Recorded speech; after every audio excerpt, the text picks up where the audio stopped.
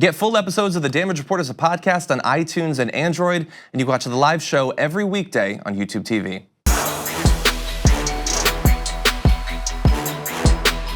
We have some breaking news that is kind of taking over the world right now. There has been a statement issued by President Trump regarding the revelations and I guess the fallout from the CIA's conclusion that Crown Prince Mohammed bin Salman actually directly ordered the killing of Jamal Khashoggi in the Saudi embassy consulate in Turkey. And we've been reading during the break this statement laden with exclamation points from the president to kind of outline his positions because people weren't exactly sure what he was going to do. Is he going to, really take into consideration the fact that a green card holder that lives in the United States, permanent resident of the United States, was killed by one ally in a consulate where he should have been safe. Here is the beginning of the statement made by President Trump. And again, this just happened, so we don't have graphics for it. Bear with me as I read it. This is a statement from President Donald J. Trump on standing with Saudi Arabia. So that's where it starts. The next line is just America first, exclamation point. The world is a very dangerous place, exclamation point. The country of Iran, as an example, is responsible for a bloody proxy war against Saudi Arabia in Yemen, trying to destabilize Iraq's fragile attempt at democracy, supporting the terror group Hezbollah in Lebanon, propping up dictator Bashar al-Assad in Syria, who has killed millions of his own citizens, and much more. And then he goes on the other, he says, on the other hand, Saudi Arabia would gladly withdraw from Yemen if the Iranians would agree to leave. He then says, after my heavily negotiated trip to Saudi Arabia last year, the kingdom agreed to spend and invest $450 billion in the United States. This is a record amount of money. So essentially making explicit, from my read of it, what he had kind of been hinting at all along, which is, yes, someone died, but the world's a very dangerous place. And I have a lot more to think about. By the way, here's $450 billion in military equipment that we are selling to Saudi Arabia. Right. And I mean, when he opens it with America first, that has nothing to do with any of this. He did say one line that I think is pretty compelling. We may never know all of the facts surrounding the murder of Mr. Jamal Khashoggi. In any case, our relationship is with the Kingdom of Saudi Arabia.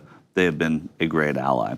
We know all the facts we need to know, and the CIA, who we employ to glean those facts, has told us what happened there. The CIA, we know. Michael, you are misunderstanding. Let me parse this sentence. Would you do that for me, Brett? Know. That would be good. I'm glad you're here. Yeah. Listen, you travel the country. You clearly know a lot more than I do, but I will say the we is not a plural. It's the royal we. Oh, the royal we. The president may never know. Or we, the royal family of Saudi Arabia.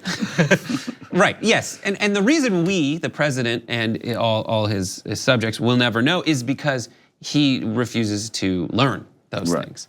It's not in his interest to learn. I feel like there are people who I always try to think of not just the avid Trump supporter, but think of the person. Because I've had conversations with Trump supporters who say, listen, I don't like him very much. I've talked to military veterans who have said, I wouldn't want to work for the guy. But they also say, like, the economy's doing fine, and I don't really think he means all that. I think it's just posturing. In this situation, it seems like he's trying to appeal to people who say, listen, you don't care. You don't care what's really happening.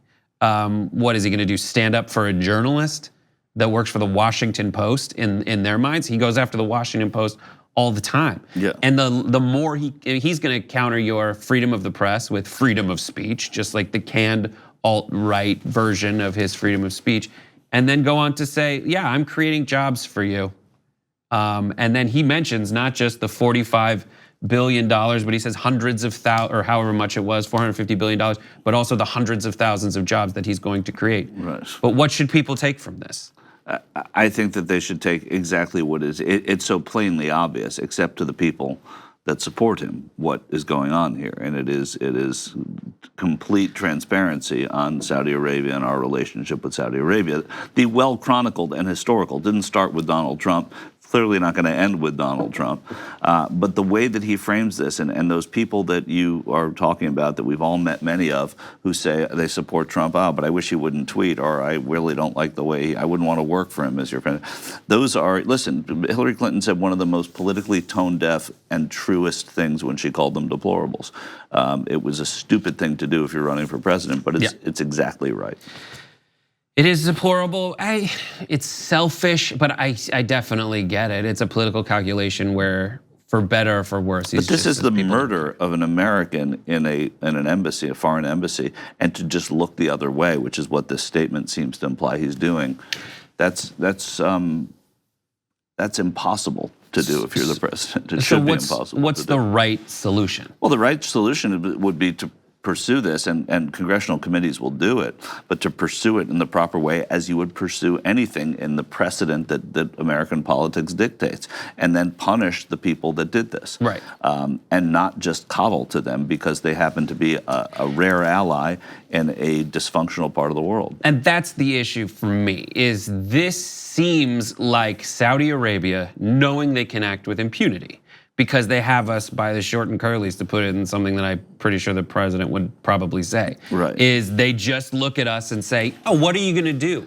And that's the weakness that Trump called out in pretty much every world leader, every American leader that he felt like wasn't him, and so he could go after. Yeah, I mean, I think so, and it does allow people to, and listen, the whole world is allowing this MBS to go, Mohammed bin Salman, to go on with impunity. Saudi Arabia is allowing it to happen. I mean, he's really just run roughshod through the royal family and through what they have been doing politically, to the point where there were even rumors that he was going to involve Israel in discussions, which Trump liked. So there are reasons diplomatically why you would have wanted to do it, but he broke that, you know. Right. In my perspective, Trump is a savvy media personality going up against savvy diplomats and savvy world leaders who have come to power through much more difficult terrain than he has been able to, or at least a completely different one that, you know, these are people who have been dealing with American leaders for a very long time. Yeah. And what Trump thinks is his dominant strategy, which is just always be strong, never admit that you're wrong. Others see as this is a person who is super vain. We will cater to every vain instinct that he has. Tell him that he's being very powerful. Oh, great job. They look at Donald Trump the way that Donald Trump looked at Kanye West when Kanye West was sitting across the table from him. Just like this guy's bemused. Yeah, okay. But you look at him and say, very smart, very intelligent, good call, Joe. Can I give a follow-up on the Khashoggi thing? Please do. Eamon Javers from CNBC saying the White House press office is not responding to questions about the apparent discrepancy between the CIA's reported assessment that MBS ordered the Khashoggi murder and the president's statement that, quote unquote, maybe he did and maybe he didn't even know about the murder. So the White House is being mum on this after the president spoke or released a statement. This is a more holistic thing about America in general and how they talk about tribalism in being folks are blind to the other side. I've seen like, oh, we got our blinders onto the other side. I'm shrinking in my chair. That was funny. Thank you. It's comedy. It's embarrassing. That's a Ron Chernow shtick. It's total Ron Chernow shtick. Yeah. But I think it's slightly different.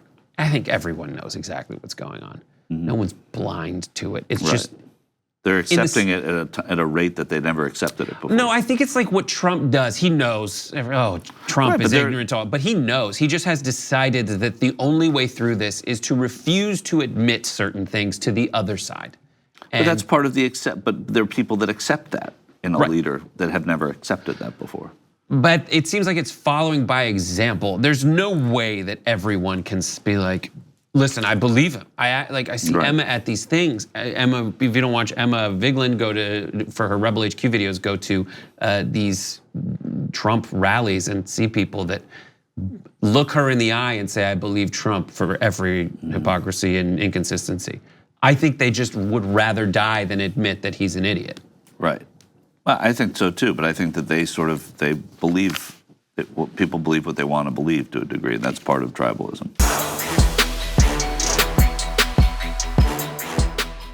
Thank you very much for watching this clip from the Damage Report.